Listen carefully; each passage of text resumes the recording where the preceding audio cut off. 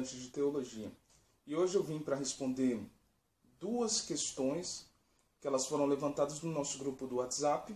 E eu vou deixar na descrição do vídeo o link para caso você queira entrar nesse grupo e acompanhar todas as questões que são levantadas dentro desse grupo, você pode acompanhar e ter acesso. Uma outra coisa é, também na descrição desse vídeo, eu vou deixar alguns links de algumas coisas que você pode adquirir para poder aumentar o seu crescimento dentro da vida cristã e o seu crescimento teológico. Tem alguns conteúdos ali que pode te abençoar bastante. Uma outra questão, que antes de começar, eu te convido a se inscrever nesse canal, curtir, dar um joinha. Se você não concordar com as coisas que eu vou tratar hoje aqui, comente, né? E permita que a gente possa fazer uma reflexão sobre o que falamos e de repente até se retratar aqui de alguma coisa, de algum detalhe que for apresentado.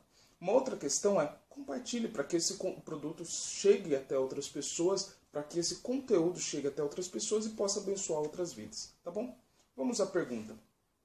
Dentro do grupo do WhatsApp surgiram duas questões, tá? A primeira questão é se o vinho que Jesus transformou tinha álcool, né? Essa é a primeira questão. A segunda questão é sobre o fato de algumas igrejas dentro da Santa Ceia, dentro desse período, desse momento da Eucaristia, eles fazem uso de uma bebida, de um vinho. Alguns usam o próprio vinho com álcool e outros usam um suco de uva dentro desse momento, tá? Então a gente vai tratar dessas duas questões, tá bom? Que são bem delicadas, mas que eu acredito que sejam questões que vocês levantam também dentro das comunidades religiosas de vocês e dentro dos grupos que vocês estão inseridos, tá? A primeira coisa que a gente tem que apresentar é o que? A palavra que é utilizada para vinho na Bíblia, tá? Dentro do Novo Testamento, todo foi escrito em grego. Tá? Tem algumas palavras em hebraico e as palavras que estão em hebraico elas têm um objetivo específico para ser apresentada aqui, tá bom? E a palavra que é usada no grego para vinho é oinos, tá? Então essa palavra oinos ela significa vinho, tá? E essa palavra oinos ela significa vinho com álcool. Tanto que existe um momento no Efésios capítulo 5 que o apóstolo Paulo vem e nos apresenta para não nos embriagarmos com oinos, não nos embriagarmos com vinho, porque ele traz dissolução, porque ele traz contenda, porque ele traz problemas, tá? Então, para não se embriagar com ele, mas para a gente se encher do Espírito. Tá? É isso que é apresentado por apóstolo Paulo lá. E essa mesma palavra é usada no capítulo 2 de João, quando Jesus Cristo faz a transformação da água em vinho. O que a gente tem que entender claramente é que nessa transformação o mais importante não é se o vinho tem ou não álcool, mas o mais importante é saber qual é o significado dessa transformação. E o real significado dessa transformação ali dentro é o fato da transformação humana, tá? E nessa transformação humana do sujeito, ela traz um efeito de edificação no sujeito e na comunidade que produz alegria. Então, o sujeito que só causava tristeza, agora causa e traz alegria, tá? Então, todos os objetos que são usados, o próprio vinho e tal, ele traz esse significado, né? Então, isso é muito importante analisar. E aí, a pergunta é, se tinha álcool? Claro que tinha álcool. Tinha álcool sim, e era um vinho de ótima qualidade para ser usado ali dentro, tá? Então, numa festa de casamento, eles apresentaram todo o vinho, e aí o melhor vinho foi apresentado no final, e sim, esse vinho tinha álcool. É claro que eu não estava lá no meio, tá? Não estava lá na situação, e eu suponho e dentro desses elementos bíblicos, eles levam para a questão de ter álcool, tá? Uma outra questão é, o que a Bíblia apresenta em relação ao álcool dentro da igreja, tá? O que a Bíblia apresenta é o que? Dentro da comunidade judaica não existe nenhuma limitação quanto ao uso do álcool, quanto a beber o vinho ou não beber o vinho. A limitação é em relação aos exageros. Então, tomar vinho não era pecado, não era uma coisa tirada dentro da comunidade judaica. Agora, se embriagar com esse vinho, sim, não era aceito a embriaguez ali dentro. Isso é fato. E como eu provo que isso está sendo dessa forma? Quando a gente vai para o capítulo 14 de Deuteronômio, existe uma menção específica para que quando a gente fosse passar a festa da Páscoa, que através com os nossos dízimos, nós comprássemos algumas bebidas para poder curtir essa festa da Páscoa, para poder comemorar essa festa da Páscoa. Está lá escrito no capítulo 14 de Deuteronômio. Tá? E é apresentado claramente. Então a comunidade judaica ela fazia uso de vinho, sim, tanto de vinho em momentos festivos, quanto em algumas festas religiosas. Eles usavam essa bebida ali dentro. Tá bom? Isso é apresentado claramente, tanto na Páscoa, quanto na festa das tendas, tá? Na festa de Sucote, era apresentado e era ingerido essas bebidas. Inclusive, Ana, ela foi instruída pelo sacerdote para parar de tomar vinho, porque aquilo já estava demais, tá? E ela não estava bebendo. Então ela estava fazendo orações e aí o sacerdote olha para ela, ele olha para ela e acha que ela está bêbada. E ela não estava, ela estava simplesmente pedindo a ação de Deus ali dentro naquelas orações que ela tinha. Então, naquele momento podia. Tá? E uma outra questão, que aí, levantando essa questão, eu acredito que várias pessoas vão levantar problemas em relação a isso, eu vim aqui no livro de Jeremias, no capítulo 35. E aí o que é apresentado no 35 de Jeremias? É apresentado assim. Deus fala para Jeremias chamar os recabitas, e aí os recabitas, para que ele levasse os recabitas dentro do templo, e ali dentro do templo para que ele pegasse vinho e colocasse ali para eles beberem. Tá? Deus mandou Jeremias fazer isso, e Jeremias vai lá, pega o vinho, leva, tá? E coloca ali dentro. Tá bom? Quando chega naquele momento, Jeremias vai, toma o vinho, e por fim ele fala para os recabitas, e os recabitas falam que não beberiam vinho, porque o pai deles, tá?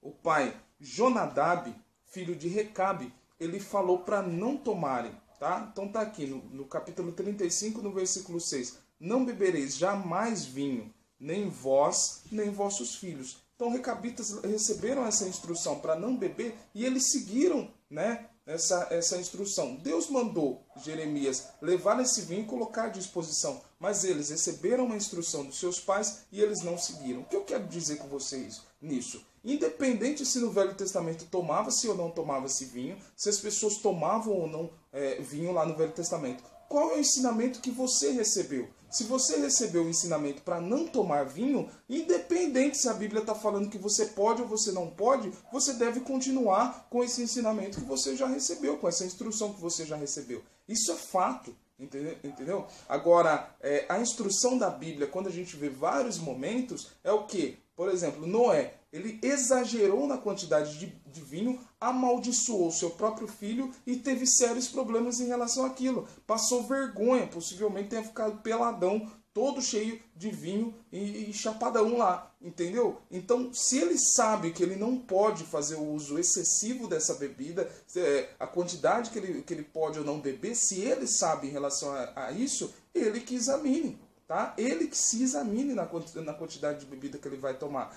Se você recebeu o ensinamento da sua liderança religiosa, da sua família, dos seus pais, para não ingerir, independente do que fala ou não fala, você continua não fazendo. Então, claramente isso. Então, respondendo essa pergunta, o vinho que Jesus transformou tinha álcool? Sim, tinha álcool. O óinos que ele transformou tinha álcool, sim. Não sei a quantidade de álcool que ali tenha, mas era um vinho que já tinha começado o processo da fermentação. Se ele já começou o processo da fermentação, nós não sabemos a graduação, mas já havia álcool ali dentro. Isso é uma coisa, tá? Outra coisa eu posso ou não beber? Aí cada ser humano que examine a si mesmo, tá bom? Eu não faço ingestão dessas bebidas, tá? Não mais, é claro. Tá? Eu sei a quantidade, eu sei que isso não me faz bem e não me fará bem, então eu não vou beber, entende? Independente de pode ou não pode, tá bom? Uma outra questão é que quando a gente vê as pessoas que olhavam para Jesus, eles chegaram a falar que Jesus Cristo era beberrão. E aí, inclusive, Jesus Cristo fala, vocês viram João Batista que veio sem comer pão e beber vinho, vocês diziam que tinha um demônio. Agora, vocês veem o Filho do Homem que come e bebe, vocês chamam de beberrão, que senta com os publicanos. Então, a gente começa a olhar essa leitura e começa a entender que Jesus Cristo estava no meio de situações um pouco controversas e complicadas, tá bom?